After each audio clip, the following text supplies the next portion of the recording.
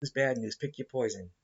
So what do we see? Nat gas down, oil price down, shelves somewhat empty, better than before. However, they were being filled from what had already been mostly in stock in major warehouses. So after the pandemic lockdowns were no longer a major thing, you had all these back orders that got filled and shiploads were all over the place, all across the planet, bringing product. The slowdown from all of the lockdowns globally, that dropped demand. So you had all this supply going nowhere. There was a fair amount of online, quote unquote, shopping from home. A lot of things folks were going without. They didn't need it. So we can't eat that. We can't drink that. So we can survive without it, so we're not going to get that. So you had stockpiles of stuff that just lingered.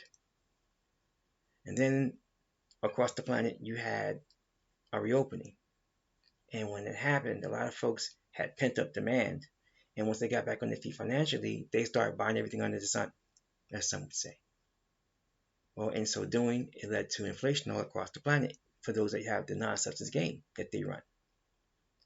That was going to be inevitable. Parties came with interest rate scenarios and basically cut things off. Or that was the plan. Well, while all that was happening, all those orders that had gotten backfilled, you had containers that were basically full of product that nobody wanted. So they just sat and sat and sat and sat and sat. And then they eventually started to siphon some of that stuff off to different aftermarkets, or basically it started to come out slower because the demand wasn't there initially. However, gradually over time, some of those supplies began to make their way into the markets, onto shelves. And now that is happening less. And with the decrease, if you would, in production in what some call the Far East, and the demand for consumption of things is still not where it could be. Inflation may be tame on one side of the ocean, however, it's not so tame on the other.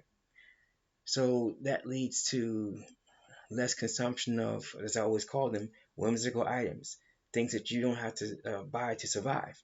Folks can not buy your fancy watch that checks your heart rate and this, that, and the third, and still survive. They can not buy your newest cell phone and survive. They cannot buy your tablet and still survive. The components inside of all those things I just mentioned come from all across the planet. With demand being down, it slows down manufacturing and assembling all across the planet. It decreases the hours that folks are spending that trade. Consequently, they have a decrease in their funds that they take home to take care of themselves with, which means their discretionary spending goes down. And that lowers a whole lot of economic outcomes, as some would call them, for a lot of folks, including what some call their GDP. Vicious cycle. Pick your poison. So as all this goes down, the question now becomes, what happens in the future? Because since so many folks have been pushed into thinking that consumption-driven commerce and trade is the only way forward, because everything that they do is monetized, they come into shock with the Amexem-Moor-Empire, given that we don't borrow, given that we don't engage in credit because it's unconstitutional on both counts, and given that consumption as they are used to it doesn't actually necessarily apply within the Amexem-Moor-Empire. We're more of an agriculture-based commerce and trade scenario.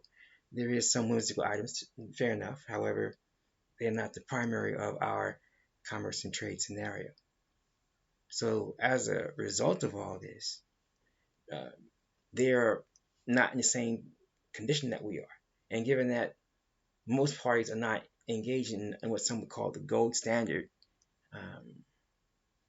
those trading in gold are those looking to get around the foreign venue SWIFT system. So that requires folks flying planes and moving boats full of gold to make their their payments. And that's supposed to be a big deal. All of a sudden, like, well, that's been the Amexem-Moor-Empire's way constitutionally and in actual practice, as some would say, or as we would say, in actual demonstration on a continuous basis. So it's a new phenomenon for y'all. It's just a regular day for us. So when parties start to look at what they've gotten themselves into, and everything with them is monetized, and with us, not everything is monetized. Our transit system, over time, once we have one in place, is not monetized. You don't pay to ride our transit system if you're a national in good standing. Right now, nationals pay for the non-surgical universal health care plan. When our business tax collection gets to a particular point for 3 Earth years consistently, we're going to stop that. The nationals won't pay for the non-surgical universal health care plan. So a lot of things that they pay for in foreign jurisdictions don't apply within the Amexem-Moor-Empire because not everything has to be monetized. Not in our view. If parties are doing what they're supposed to do with their monthly contributions and business tax collection, we don't need to do that. So the priorities is where it's at. And most folks across the planet, their priorities are skewed.